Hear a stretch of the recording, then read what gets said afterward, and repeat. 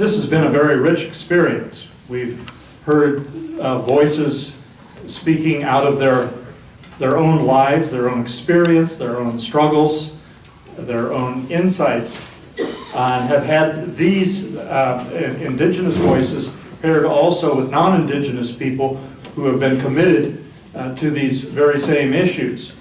As a way of beginning then this afternoon, I'd like to ask each of our four speakers here to take a few minutes, 5 to 7 minutes, not so much reflecting on what they've already said, but the experience of being together here.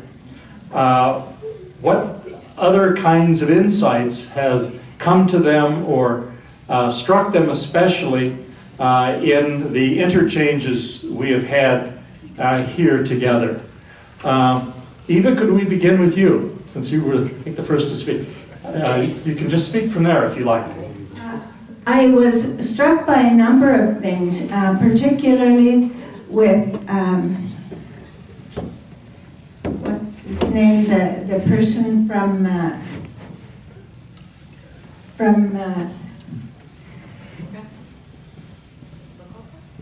he spoke last year this morning. Oh, this one? Yeah. Roberto? No, not Roberto. Jaime, yes. That their struggle, it was almost like you could hear our own journey in their journey. It was very, very similar to our own. So I was struck that, there's the gentleman I was talking about. Yes, Jaime. His talk was very similar to our own experience in Canada. And I also really liked Roberto's conversation, the way he shared his paper. And I think that it's a kind of paper that perhaps our bishops can really hear because of the way he put it with all the documentation from the church. And so I would like to get that copy if I can in English.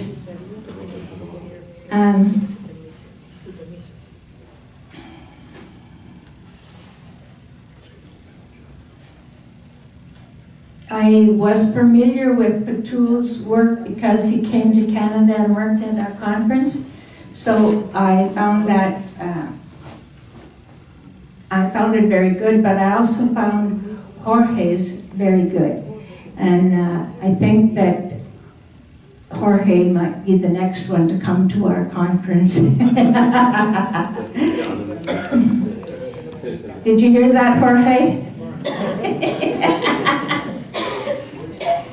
I liked what Marie did as well. And again, we had her at one of our conferences, so I was aware of some of what she spoke of. I liked the points that you put at the bottom of your talk in terms of personal and communal direction for moving forward. That was very good. Yeah. Thank you.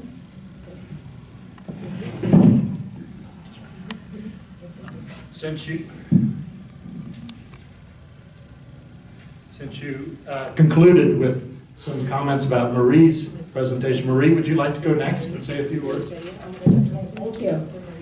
Well, first of all, I want to say thank you to all the organizers for this wonderful 2 days. It's been a very moving, profound conference, and I truly appreciated having the perspectives from Latin America, and to the lineup of your speakers and the way in which you put this together really was I think was to say to the world of churches, and I guess this is to just the Catholic Church here, but I think other churches need to hear it as well, and that is that Indigenous peoples' lives have been disrupted immensely by the colonialism that we've all lived in. and the violence that not only has happened in a past, but is continuing in the lives that people are living today.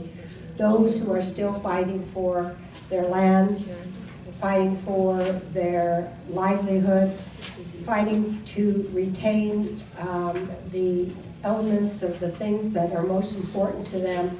And all of that resides within a very spiritual, holistic, lifelong, communally activated, spiritual, experiential, in building upon their own indigenous knowledges that continue to bring in the other knowledges of all the other peoples with whom they've had connections. But I think that as our Declaration of the Rights of Indigenous People continue to hold, is that all of us have a right to continue to hold on to those things, and that those things like our languages and our cultures and our lands and our protection of our lands and our waters are integral to our people.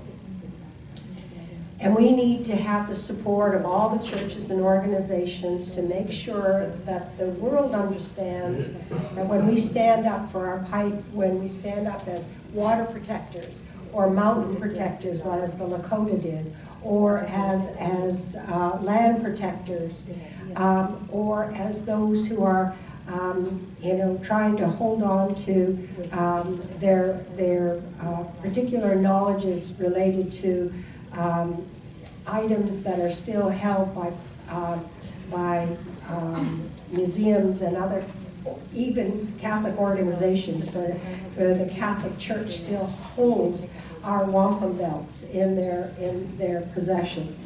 That all of these things need to be repatriated back to our people, and that I think that as we move forward, we are looking for an intercultural dialogue. But the intercultural dialogue should not be appropriative. It should be supportive. It should be empowering. It should enable all of us to be able to hold on to the very foundations of what we believe is important.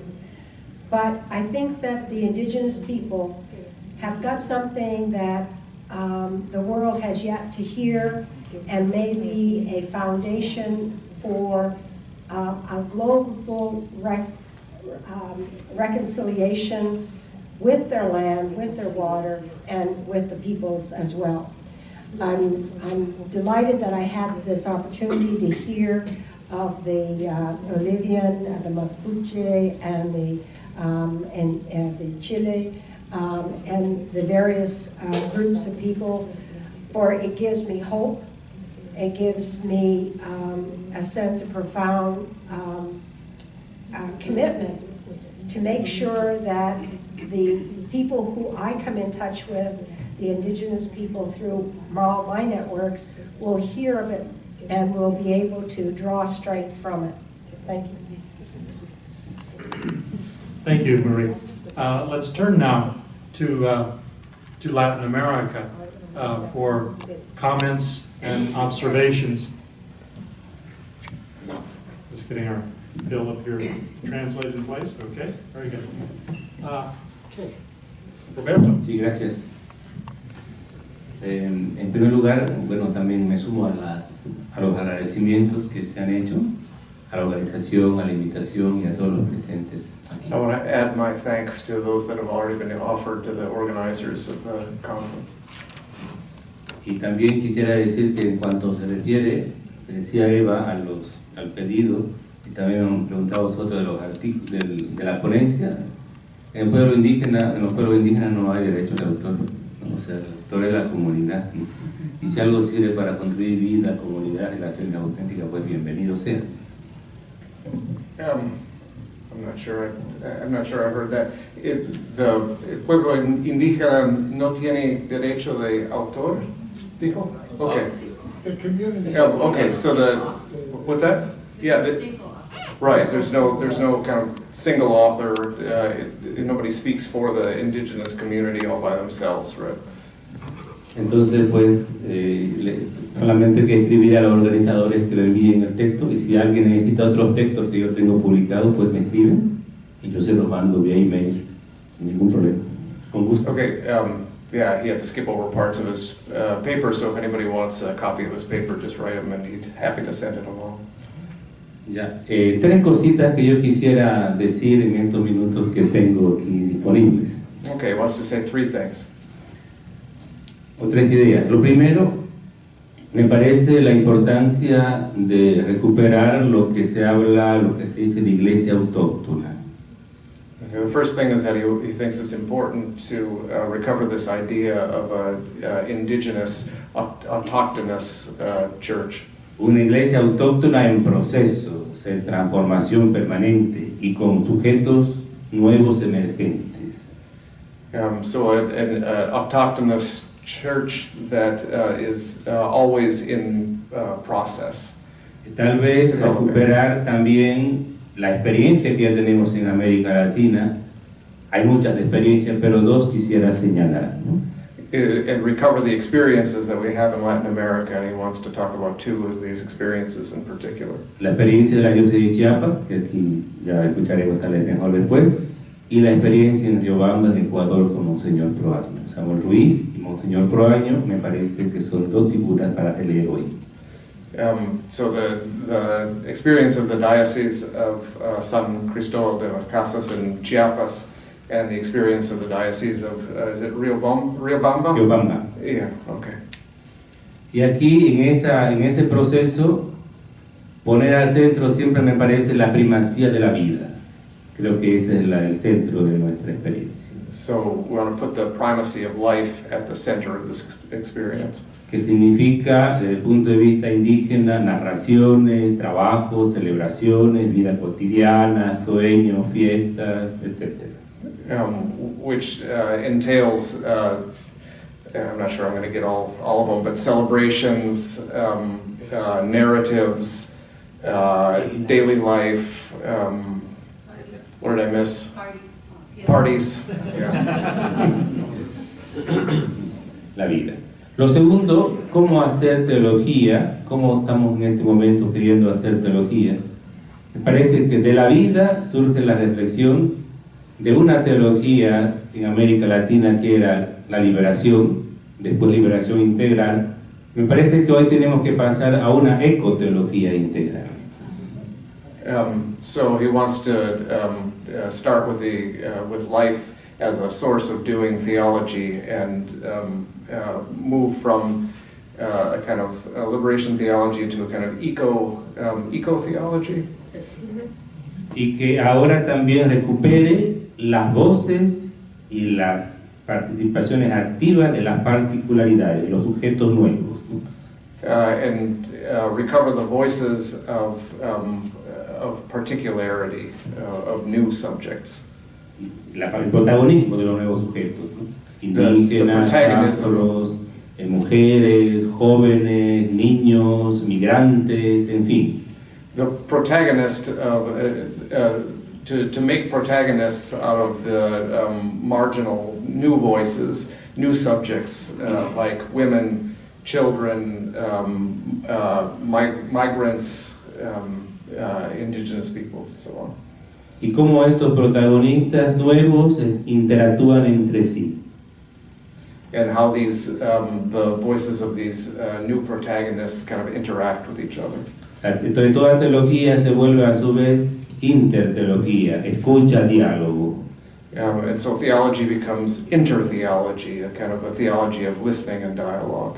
En sintonía, en armonía con todo el cosmos. In harmony and in synthesis with all of the cosmos. En este sentido, un aporte de las teologías indias será pues allí la capacidad de armonizar con los diferentes, aún en situaciones coloniales. Agonizar? Armonizar. Armonizar, okay.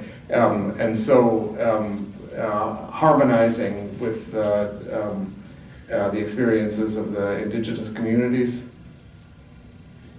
Y entonces hay un aprendizaje allí de la memoria nuestra la capacidad de beber de nuestros propios pozos, por una parte, So the capacity of drinking from our own wells on the one hand, y a su vez la capacidad de beber de otros pozos sapienciales, and at the same time the ability to drink from other wells of wisdom que manifiestan, que confluyen en un solo misterio. that manifest themselves and conclude in one mystery. Tal vez por allí iría la segunda reflexión que yo quisiera hacer. Lo tercero, ¿cuál es la vía? Una de las vías tal vez que podríamos apostar es la vía del arte y de la belleza. So what is the way forward? One way forward is the way of art and beauty. En otras palabras, la vía del símbolo y de la convergencia, o la vía del misterio, para llegar al misterio. So the way of symbolism and mystery. Entonces, nuestra tradición cristiana, en general y latinoamericana, tiene mucha riqueza. So our Christian tradition and in particular the Latin American tradition has a lot of A nivel general se me ocurre, of beauty. Right? perdón, a nivel general se me ocurre, por ejemplo, la experiencia de iglesias orientales y de otras iglesias no occidentales.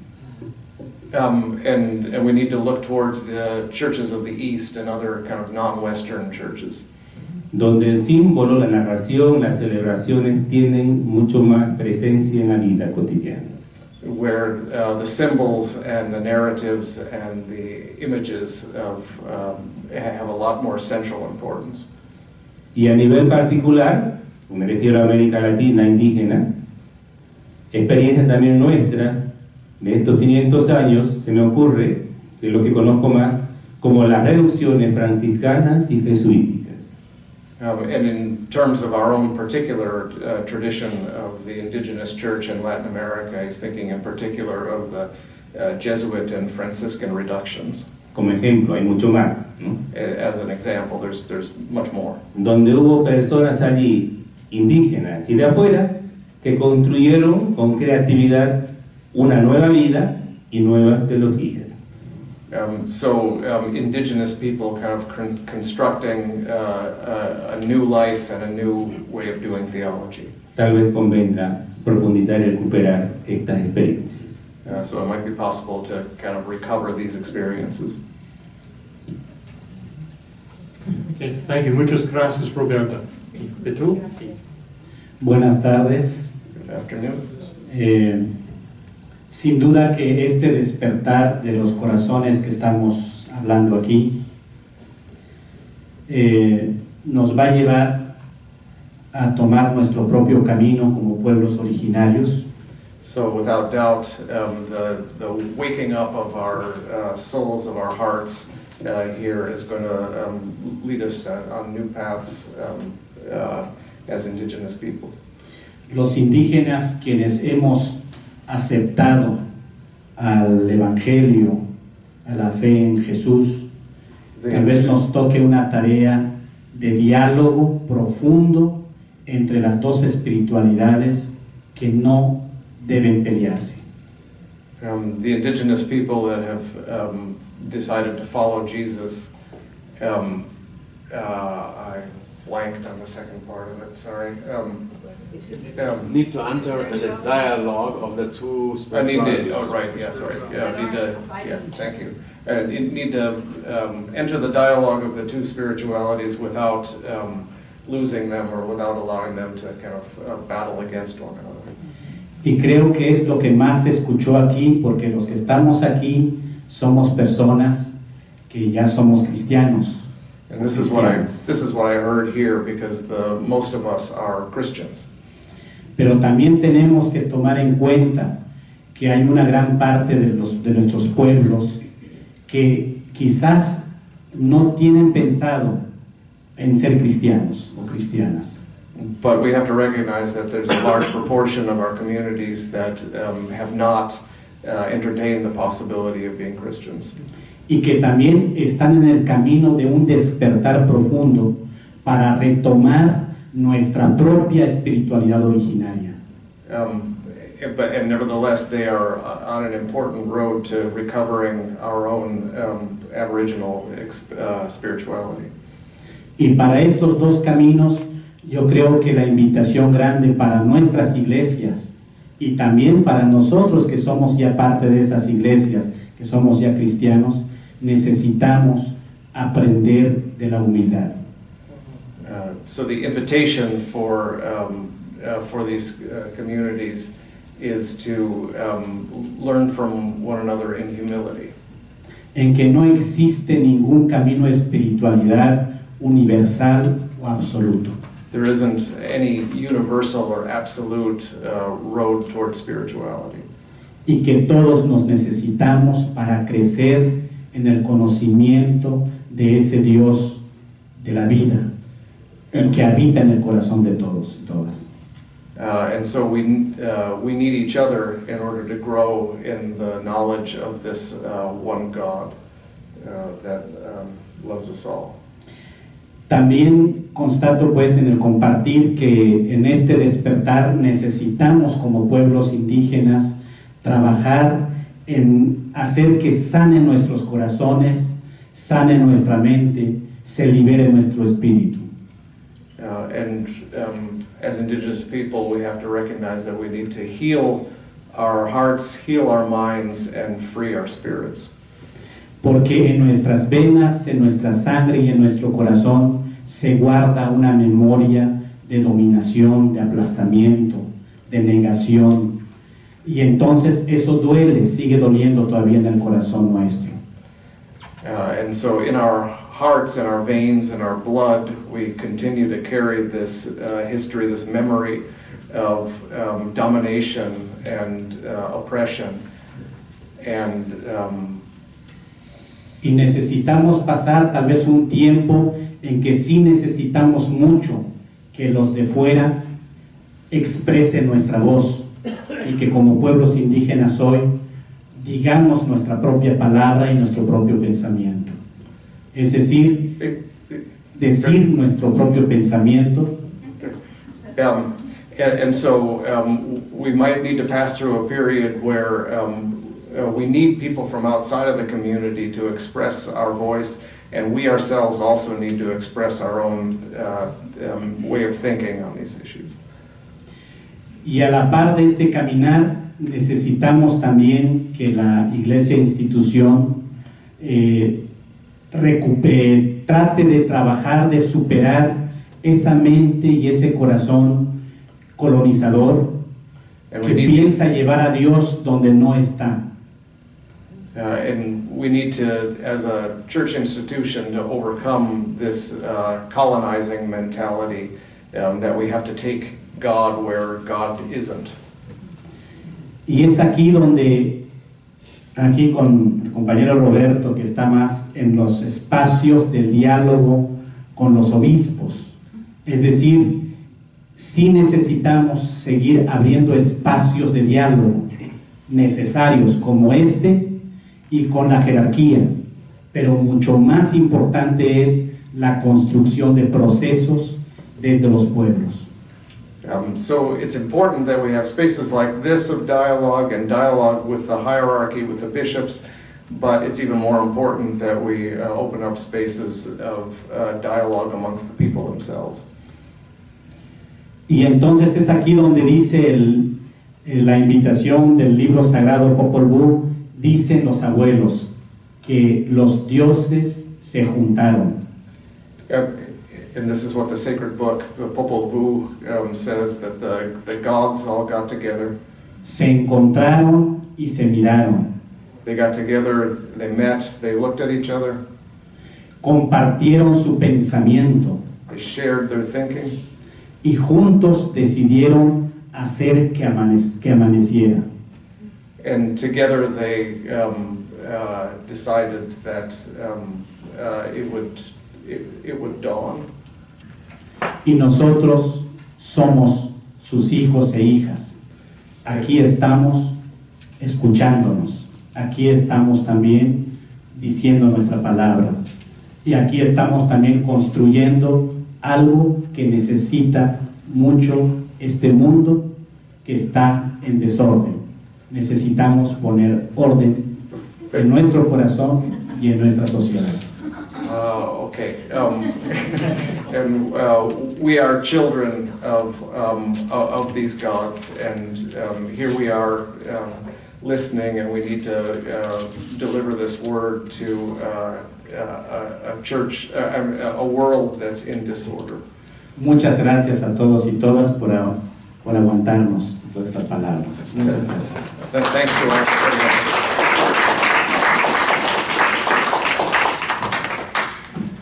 Thank you, Pedro.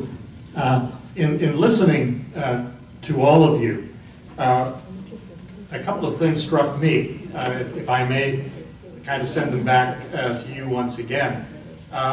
That the kind of dialogue we need certainly is important for strengthening Indigenous communities in their capacity to deal with the issues they face both now and from the past, but also the tremendous contribution that Indigenous communities can make to the worldwide church and the world in which the church finds itself. And in three areas particularly, as you were talking, that struck me in a particular way. And I'd like to offer those if anyone would like to comment on them. Marie sort of began this in one way, and it was carried forward, and has been a theme throughout our conversations these last 2 days in terms of an eco-theology. In other words, how to live in and with Mother Earth and with our world. In other words, ecoteologia integral.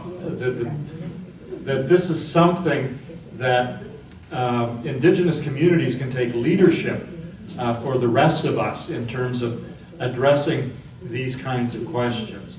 A second that echoed through a number of the presentations here, first with Eva, Pedro, you picked this up, I think, in a particular way too.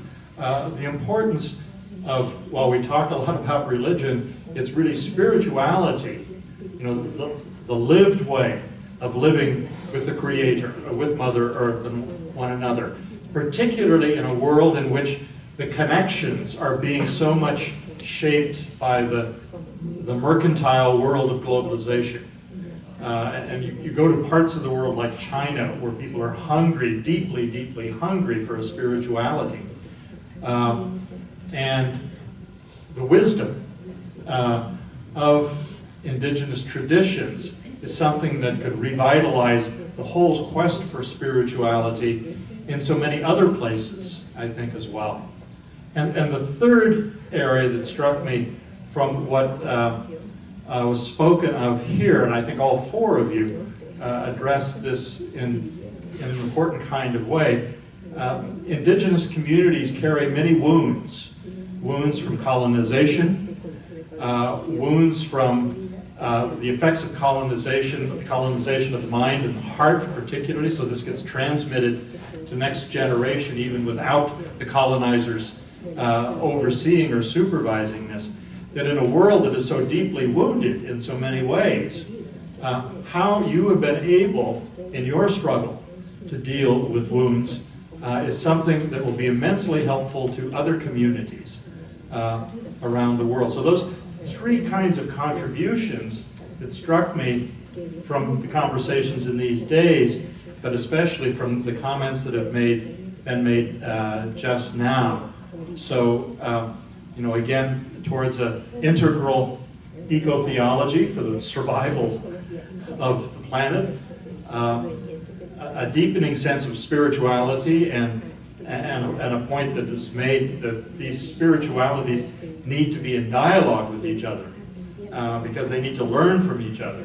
And third, the capacity to heal the wounds of human hearts, of human communities on this. So I'd like to invite any of you who would like to comment on any of those three to share your comments with us now. Eva. One of the ways that I began to connect with that eco-spirituality was simply by, when I use the medicines that we have here, cedar, sage, sweetgrass, and tobacco, when I pick them, I realize they are giving their life so that we can live. And when I pray my grace before meals, I'm conscious of the carrots and the potatoes and whatever else it is that I'm eating, that they have given their lives so that I can live. And so I ask that I too might be able to give of myself so that others might live. And it's a very, very simple way of beginning, but it helps us to start being more conscious of that reality, and that we are related in far more ways than we think. Even when I've met a bear a number of times, to stop and say, this is your land. I'm simply walking on it. You go your way, and I'll wait for you to go, and then I'll go, because that's their home.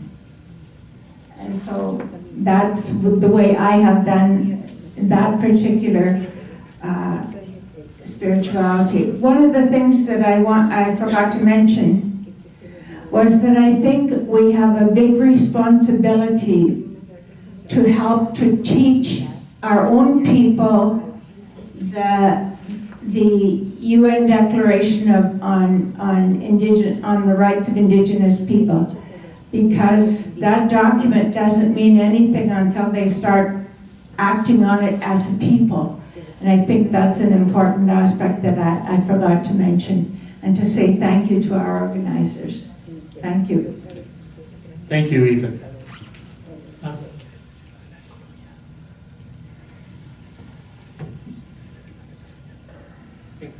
Roberto?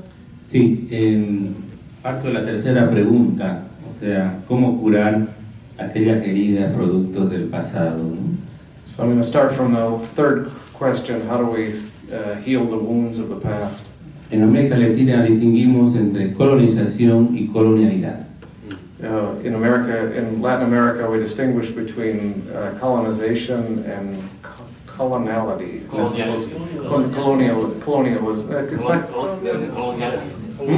Coloniality. It's a new word. Colonialidad. La colonización ha habido en muchos pueblos en el mundo, ¿no? Y generalmente toca el aspecto social, económico, fundamentalmente político. Colonization has happened in many parts of the world, and it includes the economic, the social, the political. Esto en América Latina sucedió, con los pueblos indígenas ha sucedido, antes de la llegada de Occidente había colonizaciones también. And even before the advent of Western people in Latin America, there were types of colonization as well. Pero in Latin America. Con la llegada de Occidente y del cristianismo unido, ha habido una diferencia cualitativa que se impuso en nuestra América Latina y particularmente a los pueblos indígenas, en América en general. But with the arrival of Westerners, which was linked with the arrival of Christianity, there was a kind of qualitative difference in the way that this was imposed on Latin America. Que fue un poco la imposición, podríamos decir la destrucción de todo un sistema de articulación interior, profunda, cultural, mental, simbólica y religiosa. And that difference was that there was an entire destruction of an entire interior way of thinking, of a symbol system, of religion, an entire cultural system. Lo primero, la colonización más fácil de curar, difícil, pero dentro de todo es posible y más rápido de curar, como lo han curado otros pueblos también del mundo. So the first kind, the colonization, is it's hard, but it's still possible to heal these wounds as has been healed in other places in the world. En cambio, la colonialidad es más profunda y ha tocado el interior, el alma de nuestros pueblos. In contrast, coloniality is more difficult to cure because it's touched the interior of our people. It's touched our soul. Y esto requiere todo un proceso duro, personal, interior, de largo alcance.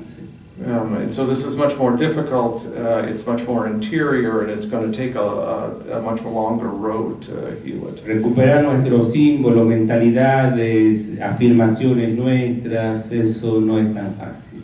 So to recover our symbols, our mentality, our way of thinking is going to be more difficult. Pero entonces el camino, que en mi experiencia personal yo veo, uno de los caminos es ir más allá y puntar hacia las propuestas comunes que esta colonización también de positivo tiene, que es volver a la esencia, al fundamento del cristianismo en sus raíces. Okay. So the way that I've found useful and necessary is to go back to the actual roots of Christianity in its essence. Volver a sus fundamentos simbólicos bíblicos y a la experiencia de las primeras comunidades cristianas. So return to the biblical symbols and return to the experiences of the earliest Christian communities. Y en esto ayuda todo el trabajo que se está haciendo ahora en estos últimos años de una nueva lectura teológica de los orígenes del cristianismo. And in this way, this helps with all the kind of readings that have been going on in recent years of a kind of rereading of the biblical and theological sources of the tradition. La Biblia fundamentalmente es narrativa. La Biblia es simbólica. The Bible is essentially narrative. It's essentially symbolic. Y esto tiene mucho de sintonía con la experiencia de nuestros pueblos. And this has a lot of overlap with the experience of our people. Difícil, pero se puede por ahí tal vez una vía que yo la he experimentado y es posible superar ese duro proceso para apuntar a un nuevo cristianismo que tiene que ser vivido o ya he vivido también de nuestro pueblo indígena.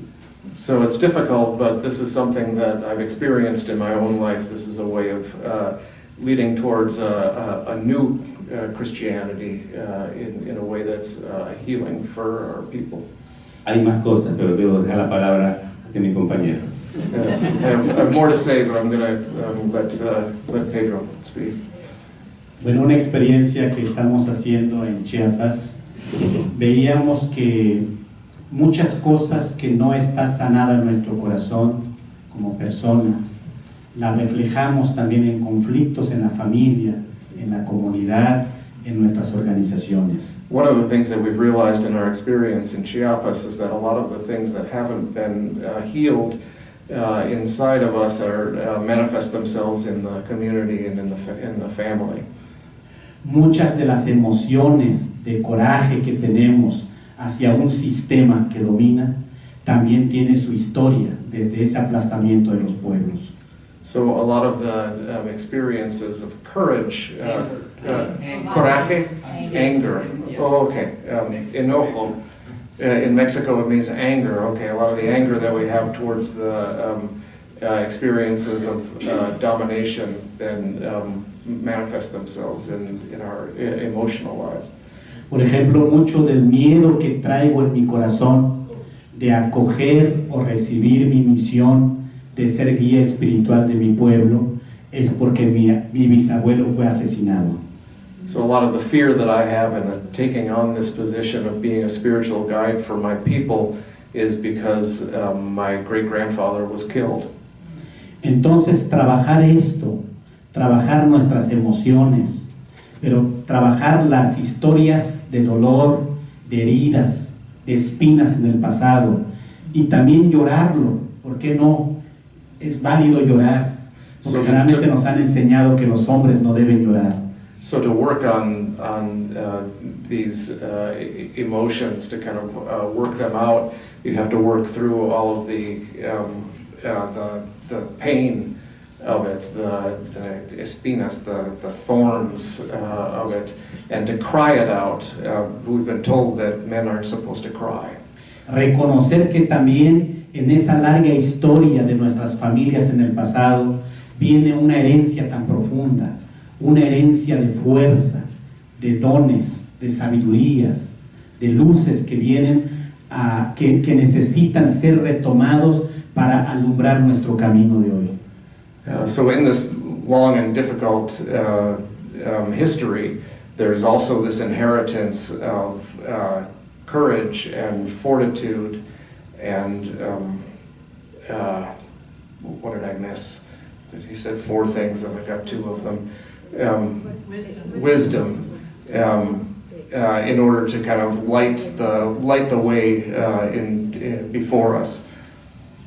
Cuando hemos empezado a trabajar esto del corazón, miramos nuestra historia de otra manera, con otros ojos. When we've begun to work these matters in our hearts, we begin to see things in a different way, with different eyes. Y alcanzamos a mirar que los descendientes de de quienes conquistaron, quienes colonizaron estas tierras, también tienen su propia historia que trabajar. Tienen que también sanar su pasado. And we begin to see that the descendants of the people that conquered us also have their own stories, and they also need to be healed. Y entonces podemos acompañarnos en este dolor. Es decir, cuando miramos en esos talleres que hemos hecho, a veces trabajamos mirando a un nieto de un español, por ejemplo, ¿no? So we can also begin to kind of help them work their way through this. We see, for example, in some of the workshops that we've done, a grandson of some of the conquistadores. Sí, la conquista. Y entonces, esta persona que está frente de mí, necesita también trabajarse, necesita también reconciliarse con su pasado, pero necesita reconocer su pasado. So this person that's in front of me also needs to be reconciled with their past. Y entonces en estos trabajos ocupamos herramientas o metodologías que nos ayuden a ir sanando nuestro corazón. Entre ellos, una herramienta propia mayense. So in this work, we use different tools to begin working on some of these, and some of these tools are exactly tools that are Mayan tools. Las ritualidades o las ceremonias, manejamos los sueños también en el trabajo del corazón. El fuego sagrado maya es limpiador, el calendario maya que nos ayuda a mirar quiénes somos, por qué estamos aquí, cuál es nuestra misión en esta tierra. Sorry, lo necesito en pedacitos como más cortos. Pero, okay, I'm sorry, I lost it. Can you repeat? Yeah, so some of the ceremonies, the rites, the Mayan calendar, these are some of the tools, the fire. These are some of the tools that we can use to help heal our hearts. And then we need to use also the Maya culture.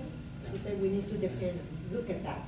Right, so we need to use these tools from the Mayan culture. Yeah. Sí, y la otra pregunta en cuanto a la iglesia, es decir, el diálogo con las iglesias. Yo creo que estamos muy convencidos como pueblos indígenas que si logramos entablar este diálogo, nadie sale perdiendo. So we're convinced, in terms of the dialogue with the church, we're convinced that if we begin talking about these issues, nobody is going to lose. Todos vamos a crecer porque todos vamos a abrir nuestro corazón y todos nos vamos a ayudarnos a conectarnos con la divinidad. So we're all going to gain from this. We're all going to open our hearts, and we're all going to connect ourselves, be connected with the divine. Pero no debe ser un diálogo de la cabeza, sino un diálogo desde el corazón. But it shouldn't be a dialogue of the head, it should be a dialogue of the heart.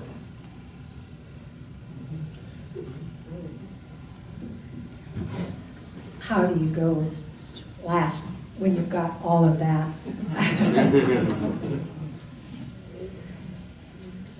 I think that for me, being an educator and coming through education in both the good and the bad, having had both a Christian education, a university education, I feel that I have something that I can communicate with people. And what I have not been able to have fully in my life is a cultural teachings of my people, for which I have in my heart what my parents have given to me. But I think that what I've come to understand is that we all have access to the other side of power. And that other side is communicating to us all the time. And for Indigenous people today, it is communicating to us that who we are as people, as a collectivity, is filled with the core of the answers that we need to heal to the future. We have gone through colonization for more than 500 years, but our people are not of just 500 years. We have had tens and thousands, 20,000, however long we have lived and been in this world as a people with a language, with a culture. And we have suffered through many kinds of ecological changes, maybe even major disasters, through which we've had to live and survive.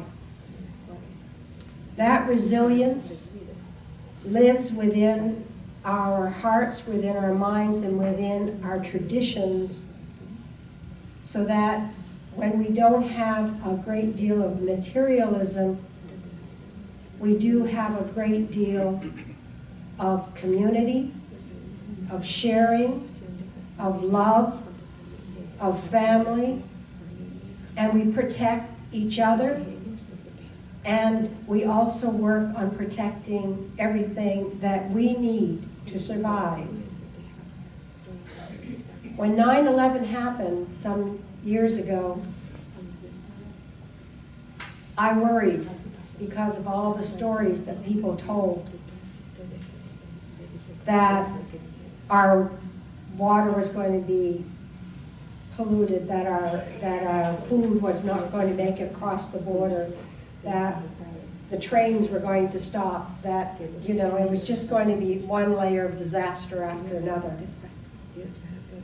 And I thought about that for a long time, and I worried. I was on sabbatical. I had lots of time to worry. And I felt, though, that I was connected to Indigenous people. And I said, I will survive, and my family will survive, because we're connected to the land.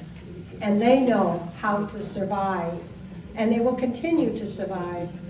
And I will be okay, even in a land where I am the visitor on their territory. Because as Indigenous people, we take care of each other, our family, and all those who are our allies. And so I think it's important that the world of all the churches recognize that they have created the dissonance in our communities. They have created the violence in our homes. They have created the destruction of our lands and our territories. And they need to get together and to talk about how they are going to resolve the problems that they have created.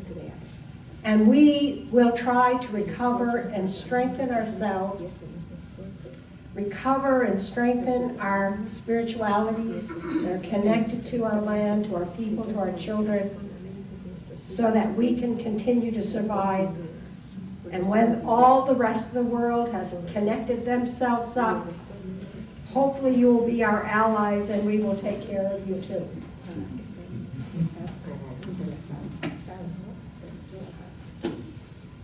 Well, I think Marie has brought us full circle in an important kind of way by stressing here at the end power of connection, of being connected, the connectedness and relationship. Those have kind of served as a motif running through all of our time together over these past 2 days. So with that, I want to thank especially then the Indigenous members of our speaking program here, of Eva, of Marie, of Pedro, and Roberto, for sharing in this round particularly additional wisdom that we need to be able to move together in our particularities, but also importantly, how we find deeper ways of doing that with one another. So let's give them applause as our thanks.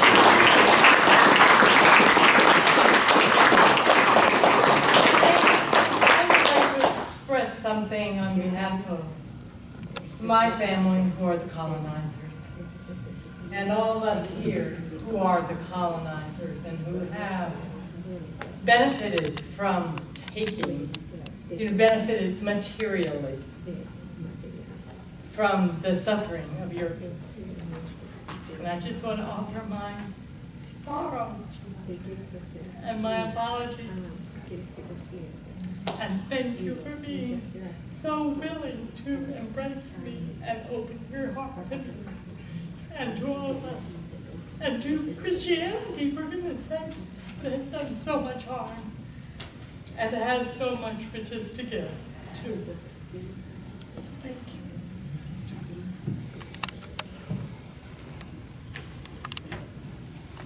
Stay here. Now we move to the last section of our meeting, of our reflection, and at this time it's an open forum, open floor for you to share how you have been challenged over the last 2 days, in the same way how the panel members have shared their thoughts and their wisdom.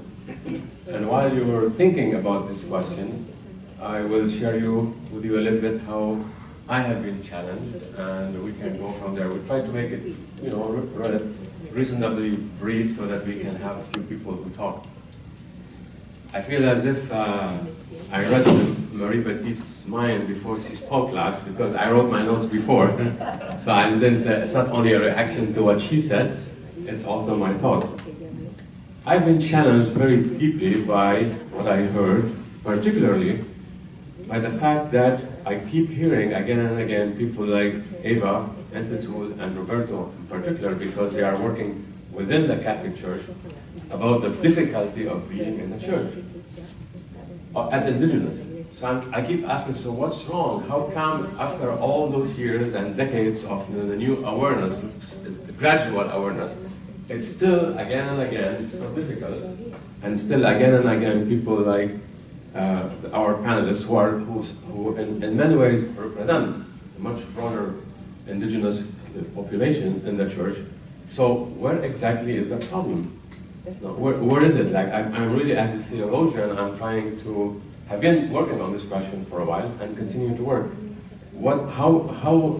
Why is this colonialism and this colonialidad del poder, that continues to be so deeply rooted in our church and the way how Christianity is constructed, that it's making it so difficult to see what is wrong and how to, despite all the good intentions and the efforts, that's still difficult to get to the heart of the problem at the theological level, at the structural level in the church, etc. So I am thinking about these questions and being challenged out of this particular place. This is a school of theology that we've done, and we have a responsibility in a particular way to tackle these questions.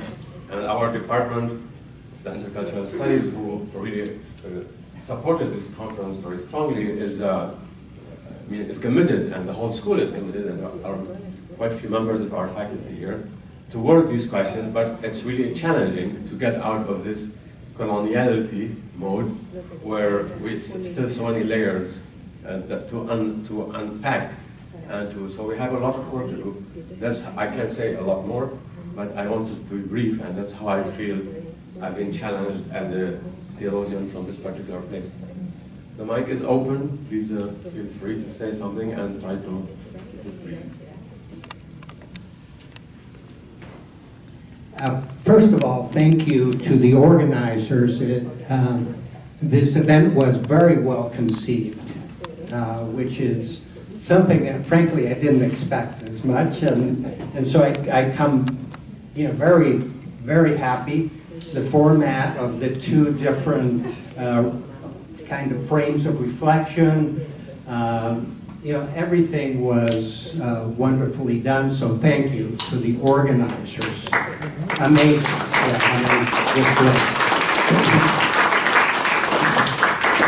In terms of challenge, there's many levels of that, and I will try to articulate it as best as I can. For one thing, I've done a DNA testing on myself, and there's been conquest after conquest that is reflected in my DNA. There's Roman, Greek DNA, which means that the Romans eventually conquered the Greeks. There's Iberian DNA, native Iberian. Celtic, the Celts came and conquered northern Spain. And 20% of my DNA is indigenous. 4% is Jewish. So there's conquest upon conquest upon conquest in my very body. And the indigenous reality is one reality, but most of the reality is mestizo. My DNA is mestizo. All kinds of mestizo. So one challenge is, I do believe that the indigenous peoples have a particular gift to give to the church and to the world. It's a gift of the Spirit, of a certain way of being in the world that is desperately needed. At the same time, there is another set of tasks for the mestizos among us, which is perhaps, I don't know how many of us, but probably a lot of us. And I'm never going to become indigenous. I am not altogether Bolivian, which I was born in Bolivia. I am a binational, bicultural, multiracial person. So that's a whole different set of issues, concerns, perhaps challenges. But I'd just like to end by saying, please give us the papers, the participants, in both languages, or at least, because many of us just saw little parts or received. We need them, and hopefully you can make an effort to get them to us. Thank you very much. Thank you. We'll definitely make an effort to make this possible. Any more? And then Brian.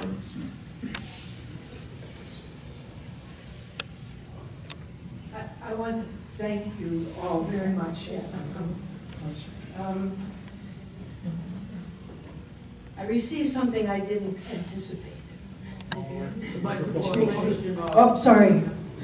I received something I didn't anticipate, and that is a wonderful new view that even though I had it from experience, let me try to back up real briefly.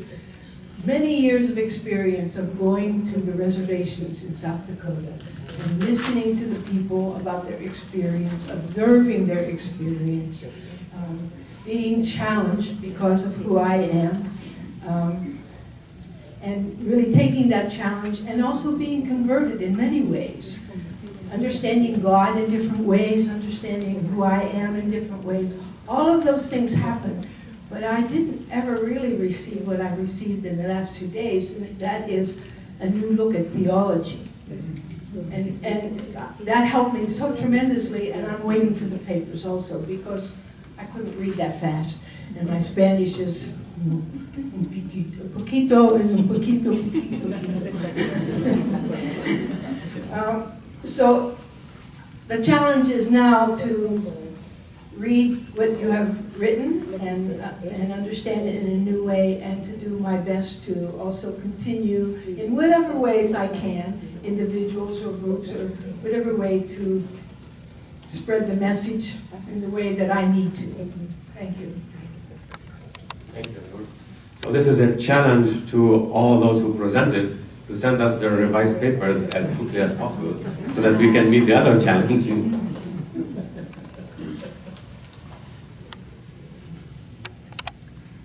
I also would like to thank the organizers for this exceptional colloquium, and thank the panelists for their voice, the depth of their words, their challenges. I was struck by what was said at the end of the panels by Bob when he was trying to summarize some of the points that struck him. And I'd like to very humbly make a suggestion. And it's a suggestion that's difficult for me to make because I'm an alien in Canada. So basically, this is what I'd like to just suggest, and maybe you'll not feel comfortable with this whatsoever, but it's something that we do at times in Canada. And I'll just read to you a resolution. And it goes like this. Gathered on the campuses of DePaul University and Catholic Theological Union, situated on traditional Potawatomi territory, we, participants at the conference, the Church and Indigenous Peoples in the Americas, hereby express our support and our solidarity with the Lakota water protectors of Standing Rock, as well as with their allies, both Indigenous and non-Indigenous, in their ongoing nonviolent resistance to the construction of the pipeline, encroaching upon their sacred sites and potentially endangering their clean water supplies.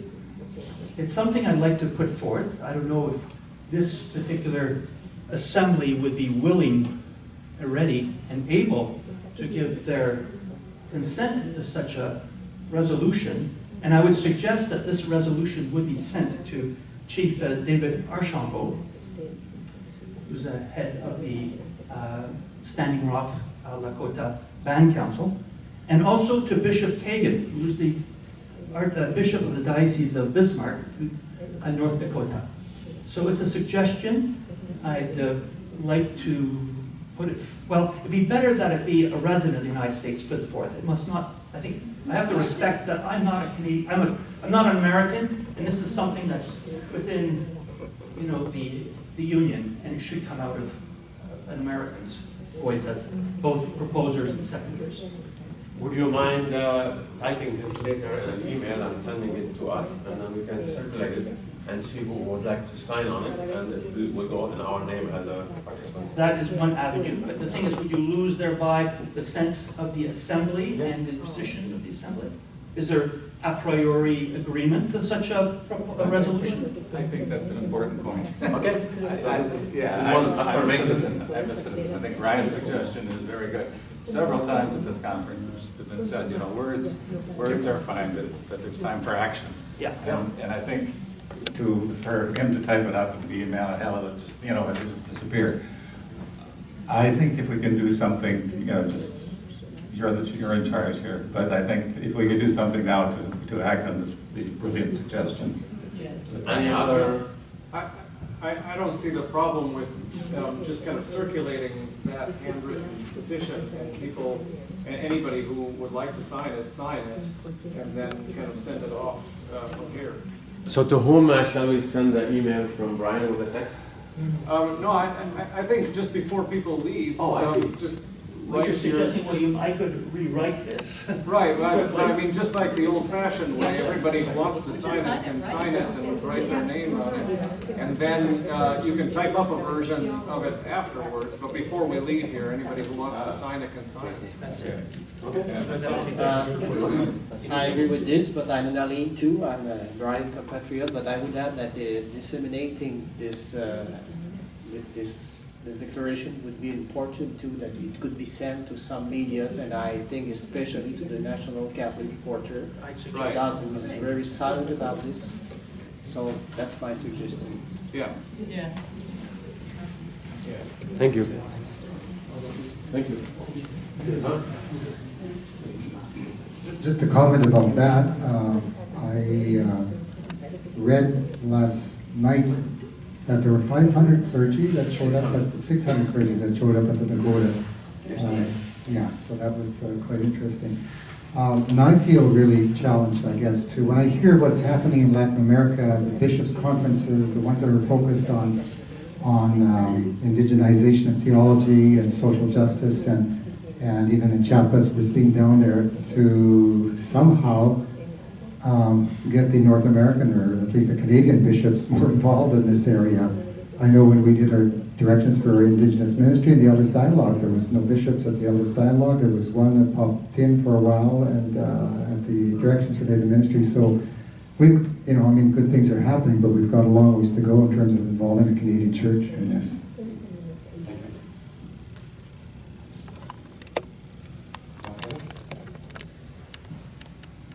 If I can speak for the local church, we have a long ways to go here too.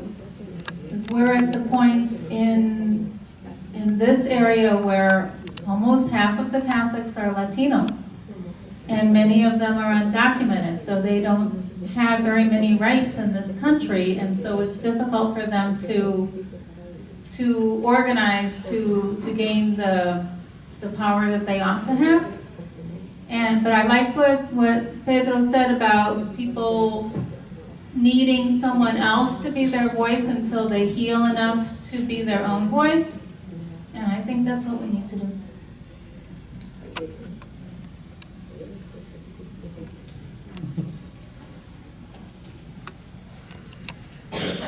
I'd like to suggest that one of the concrete actions that this university can take is to adopt a Indigenous theology area to which you then develop and get an Indigenous hire to begin to do the research and writing about Indigenous theologies that would enable us to have a firmer place in institutions where they can actually share that knowledge with other people. That it needs to be coming from Indigenous peoples, it needs to come from their research, it needs to come from their writings, but because this is new, because this is absolutely a foundational new concept, that it is like Indigenous studies. It's an imperative that everybody have an understanding of it, and that everyone who enters into Christianity or into this order, like the TRC action steps, is we need to have everyone to understand what that means and what is Indigenous theologies, spiritualities, and why they should not be trampled upon. Yes. Thank you. Another challenge and follow to that is on the table here, there's this little book, green book called Dancing on Our Turtle's Back. And I feel the challenge is to engage the Indigenous resurgence literature that's coming from Marie Battiste and many other Canadian authors that I am familiar with. But there are lots of very powerful ways that people are re-articulating the depth of their spirituality and tradition that I find very challenging in the sense that reading this is calling me to rethink Christianity and reconnect in some profound ways. So I think because we are an academic community, we have also the responsibility of engaging the new literature coming out of the indigenous communities. That's very relevant to what we're talking about.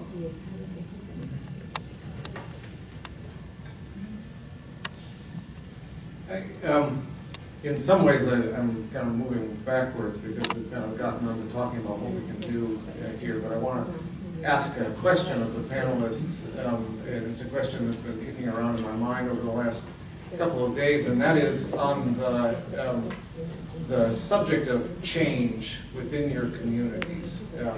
I want to see if you could reflect a little bit about how change is dealt with within the communities. I mean, in some ways, the histories that you've described are histories where change is the enemy in some ways, right? I mean, the colonizers came in and just turned the communities upside down, right? On the other hand, there are some people that talk about indigenous communities as if, you know, what it means to be, you know, a member of a certain tribe was fixed a long time ago, and that then just remains kind of unchanged now. And so what it means is kind of unchanging and fixed. And clearly, that doesn't correspond to reality. Any tradition is a mixture of continuity and change, right? So the question is that, how do you deal with change within the community? I mean, is a Mapuche who lives in the city and works for a software company, are they still a Mapuche, right? And how do you adjudicate those kinds of issues? How are those issues decided, and who decides those issues within the community? What it means to be, you know, whatever the identity is. I use Mapuche just as an example. How do those sorts of issues get adjudicated within your communities?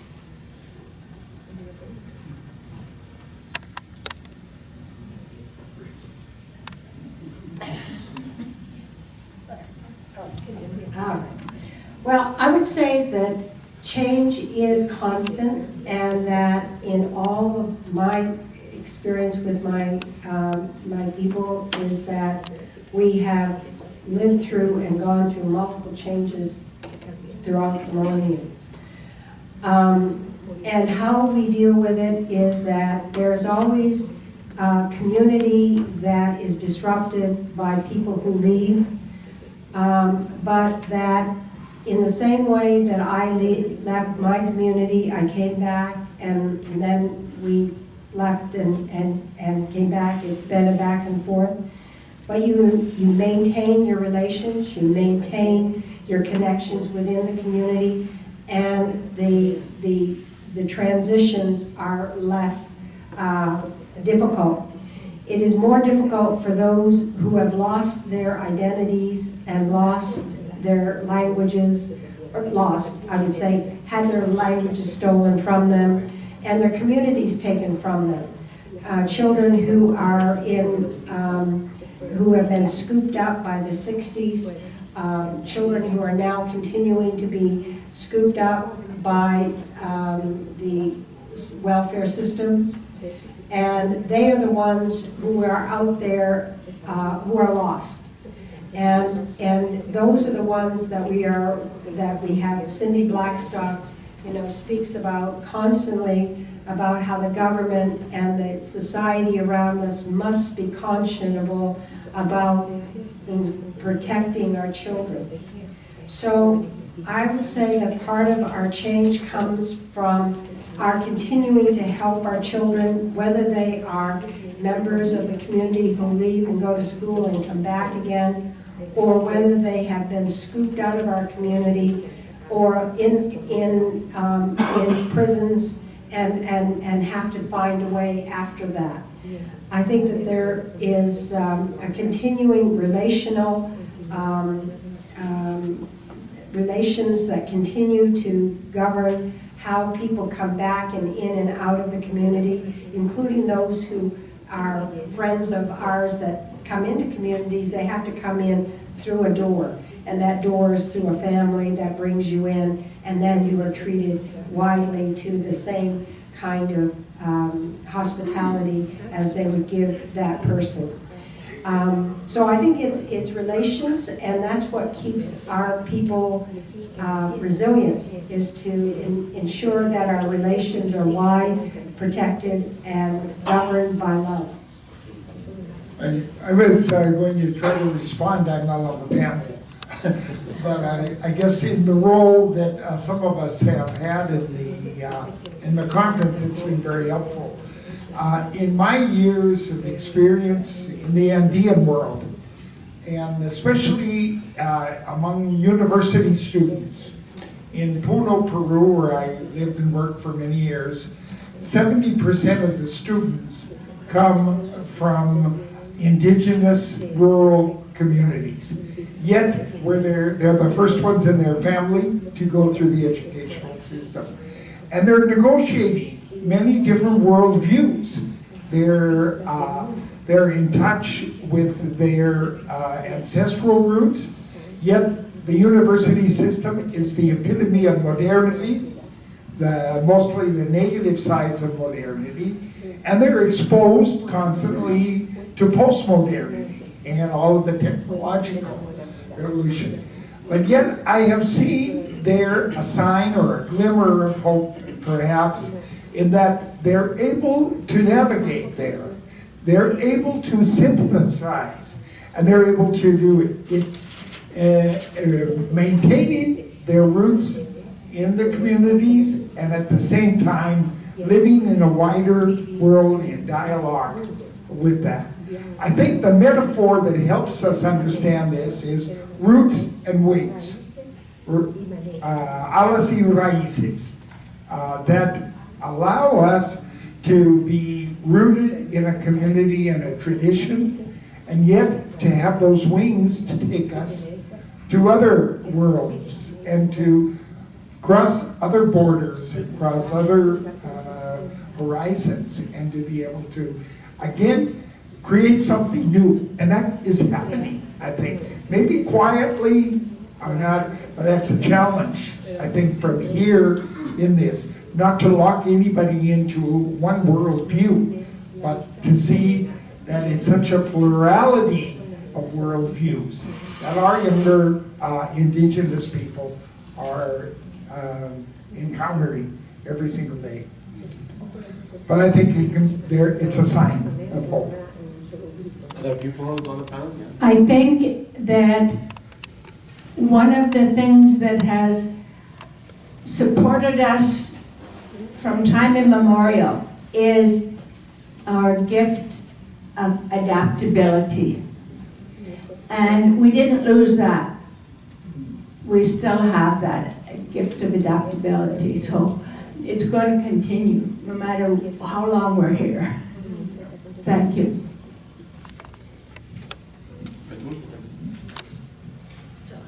La pregunta, en Chiapas estuvimos trabajando por 3 años sobre un análisis profundo de nuestra cultura. We have been working in Chiapas for 3 years on the analysis of their culture. Si nos imaginamos que nuestra cultura es como un árbol grande. They think of their culture as a large tree. Tiene sus ramas, sus hojas. It has branches and leaves. Que puede cambiarse. That change. Que las hojas pueden caer. Leaves fall, as we see around us. No es la parte más profunda de nuestra cultura. That's not the deepest part of their culture. Puede ser como la forma de colocar el sombrero. It's like wearing a hat or taking a hat and hanging. Puede ser también el traje regional que nos ponemos. It could also be the traditional dress they wear. Pero también hay una estructura, hay un tronco de ese árbol. But the tree has a trunk, que es también la forma de organizarnos, la forma de gobernarnos, la forma de regirnos como pueblos. So that's about the way they organize themselves, they form themselves, and they govern themselves as peoples. Por ejemplo, en Chiapas hay muchas personas indígenas que ya están en el gobierno. In Chiapas, there are many indigenous people who are now in the government. Y no quiere decir que estamos mejores. And that doesn't mean, ¿quién no quiere decir? No quiere decir que se haya mejorado nuestros pueblos. No, that doesn't mean that the situation got better because there are indigenous people in the government. Porque ellos gobiernan junto con el mayor gobierno para sus intereses nada más. So they are in the government but working for the interests of the government, not necessarily of their people. No es el sentido profundo de nuestros pueblos que el tener cargos es para el servicio de la comunidad. So that doesn't come from the deep understanding in their communities, which means when you have a task, that means that the task is in the service of the community. Entonces miramos que ese árbol tiene una raíz profunda. So they see that this tree has deep roots. También nuestra cultura tiene su corazón, tiene su raíz. And their culture has a heart and roots. Y es lo que llamamos aquí la espiritualidad, el sentido de la vida. And that's what they are calling here spirituality and the meaning of life. La manera propia de cómo se mira, se siente, se vive la vida en comunidad con todo el universo. The particular way of feeling life's sentido de la vida. Feeling the meaning of life and being in harmony with the cosmos. Y ese es lo que queremos fortalecer, nuestras raíces, el corazón de nuestra cultura. So that's what they want to strengthen, is the roots and the heart of their culture. Porque en nuestro árbol están colgadas muchas cosas. Ya tengo zapatos, tengo reloj, tengo teléfono, tengo computadoras. So on the tree there are many things hanging. He has a watch, he has a cell phone, he has shoes, he has other things. They're all... Y entonces el momento en que nuestra raíz cultural, nuestro corazón cultural se enferme, se debilite, entonces puedo vestirme como indígena en Chicago, pero si el sentido de mi estar aquí no está alimentado por el sentido comunitario. So there are many external things that don't really matter as much. What matters most is the deep sense of this connectedness and rootedness with the heart of the culture, no matter where one is, whether one is wearing traditional dress or whatever else. What matters really is. Yeah, so he could dress like an indigenous person in Chicago, but unless the heart is connected con el corazón, sí. Por eso hay dicen muchos zapotecos que están en Estados Unidos, mantienen su tradición, su vivencia desde aquí. So they say that there are many people from Zapoteco in Mexico, Zapotecos, who are living here, but they maintain their cultures. No solamente ellos, otros pueblos también que viven aquí pueden mantener su propia identidad. And many other people who are living in the U.S., although it is a foreign and culture that puts pressure on them, they are still maintaining this connection with their roots, with the trunk of the tree and the roots.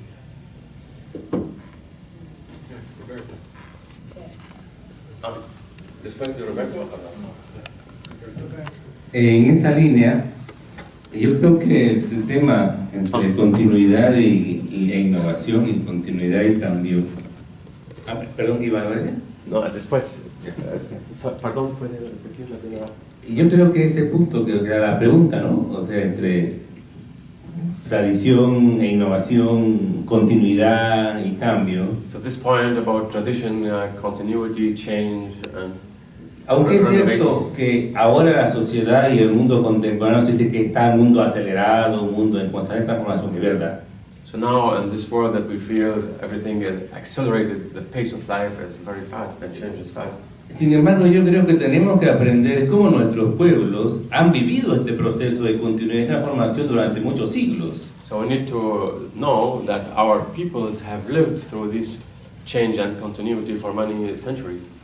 O sea, no es nueva la situación que estamos viviendo ahora en absoluto. So it's not totally new what we are living today.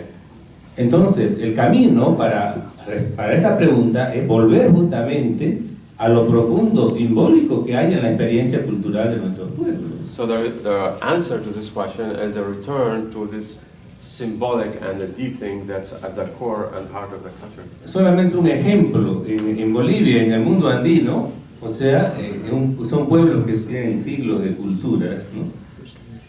hubo una experiencia occidental en estos últimos 500 años, si uno va a ver hoy, va a ver mucho de ancestral. So one example is what's happened in Bolivia. Although for 500 years there has been a lot of exposure to the modernity and many changes, but if one goes today and look, there are still many ancestral traditional practices. Y aunque tal vez vista, como decía acá el compañero, con otro estilo, con corbata, o no sé, con auto, o esté fuera, la mentalidad, la visión queda mucho de ancestral. So as Petul said, you could see them wearing modern dresses and have a phone and watch and everything, but still their way of life and worldview is...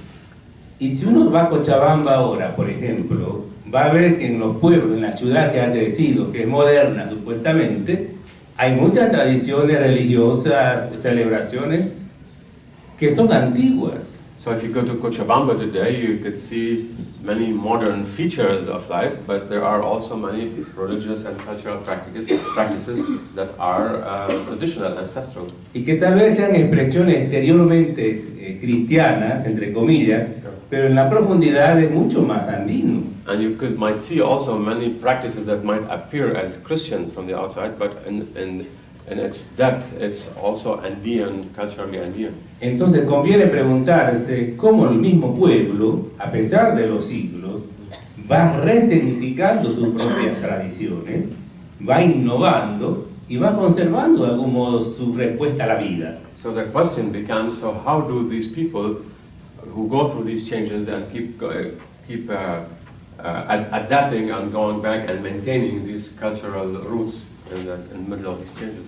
Habría que contextualizar la pregunta según los casos concretos, evidentemente, por supuesto, ¿no? Porque hay pueblos indígenas más minoritarios que sufren más la dificultad y que tienen menos capacidad de resistencia ante los problemas que hay, ¿no? So we need to contextualize that question, and obviously in places where indigenous peoples are minorities, they might be suffering and struggling with this a lot more than otherwise. De todos modos, y concluyo, yo también estoy de acuerdo con lo que decía aquí, que la raíz hay que volver a esa presencia del misterio, o lo que llama espiritualidad o mística, en lo cotidiano. So he repeats what Petul said, that one has to return to what Petul called spirituality, he called the mystery, in the daily life. Que era la pregunta de Robert, ¿no? La segunda pregunta, que capaz no la hemos profundizado.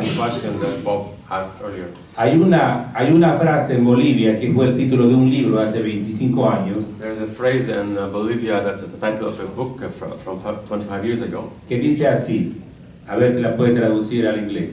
La tierra no da así nomás. La tierra no da así nomás. La tierra no da así nomás. Esa es la frase en español. Earth doesn't give only this. It doesn't produce by itself. There's Okay, so Earth doesn't produce spontaneously. It comes from it's a variation on Mark 4 of the seed growing by itself. La tierra no da así nomás. The land doesn't grow by itself. Okay. It grows with. Que tal vez puede resumir el estilo, la actitud de los pueblos indígenas ante la realidad y su relación con la tierra y el territorio, con todo lo que existe. Esa es la espiritualidad. So this in a way summarizes the relationship of indigenous people to their spirituality and culture. Michel, say just a quick word about the petition that's circulated. I follow up on the petition and then just really quick. Yeah, so Brian has the petition here and he's circulating it. In the light of the suggestion made by Jean-François that it be sent to the National Catholic Reporter, I think it's probably a good idea that you print your name beside the signature, because they probably won't photo produce the thing in the NCR if they do. So after the signature, if you print your name, it's probably a good idea. And just one more thing is this business about I'm Canadian, and this is not a problem. This is one America, right? One America. One Turtle Island, one Anishinaabe.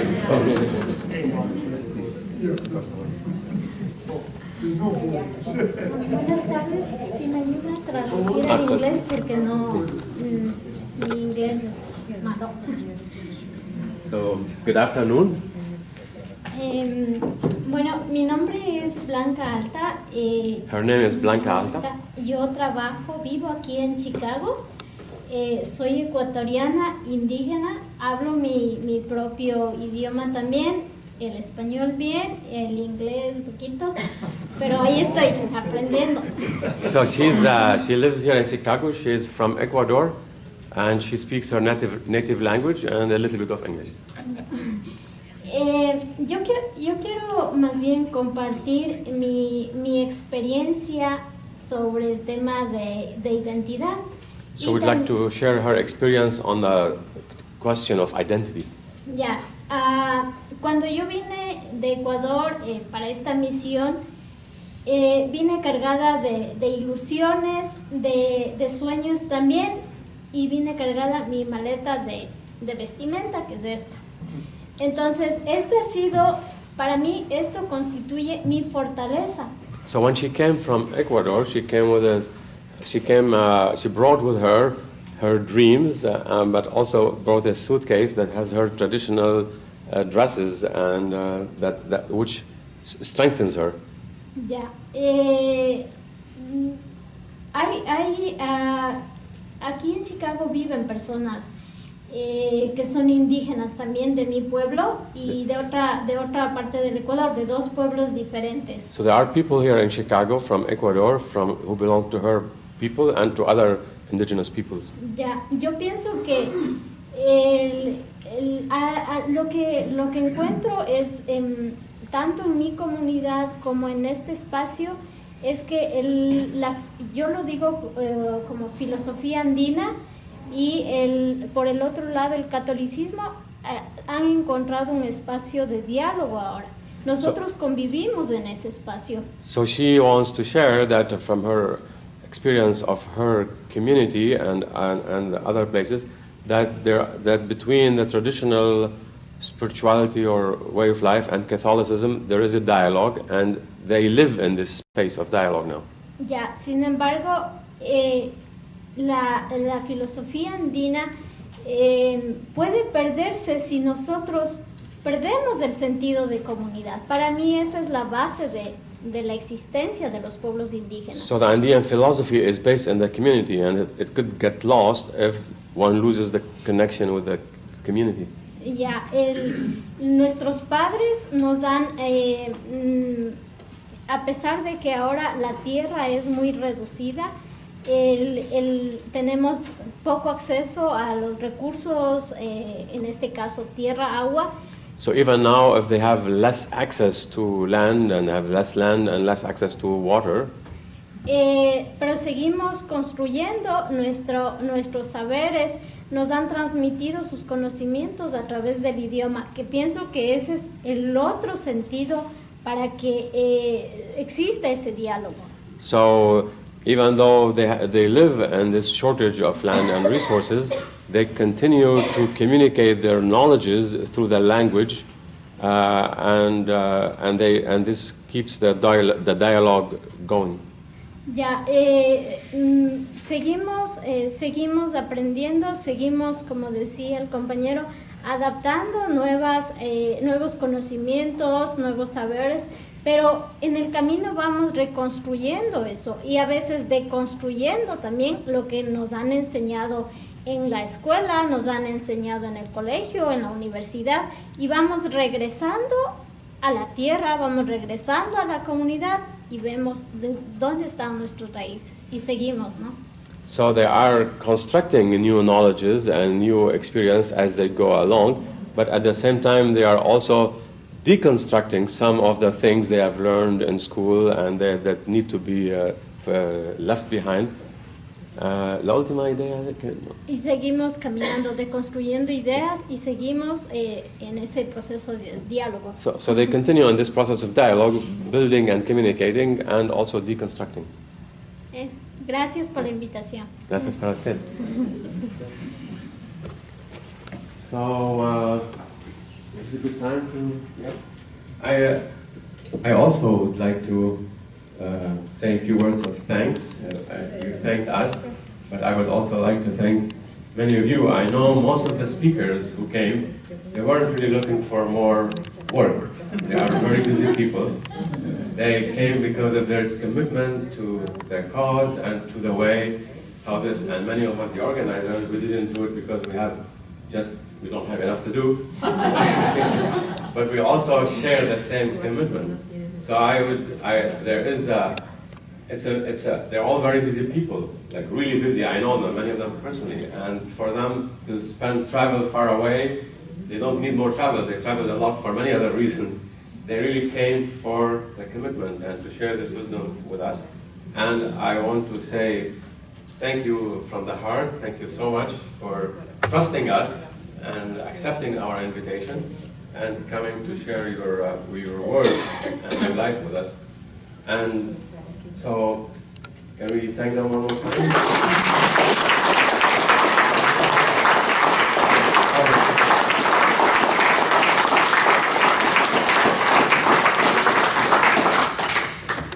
And I also like to really say publicly a word of thanks for this collaboration with the Center for World Catholicism and Theology at DePaul.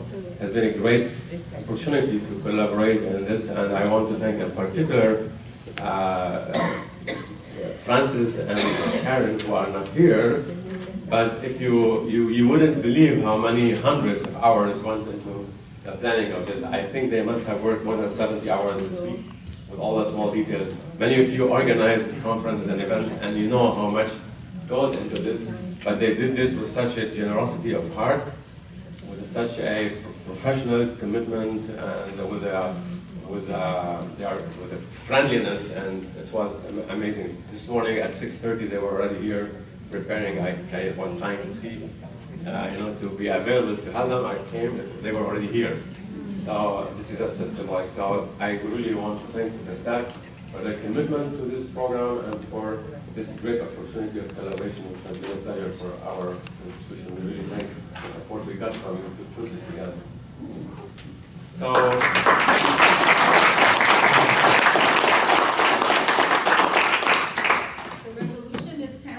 This direction, okay. So please don't leave without signing the resolution, those who would like to sign. And the last word, always to the bishop.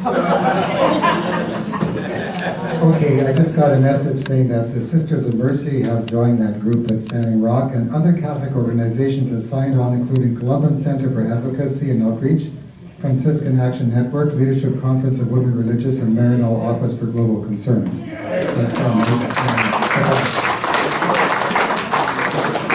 So the snowball is gaining momentum, is rolling. One last small announcement is Bishop Sylvain needs to go to DePaul to pick up something he forgot last night. If anyone is driving in that direction, he would appreciate it, right? Thank you. Gracias. De todo corazón.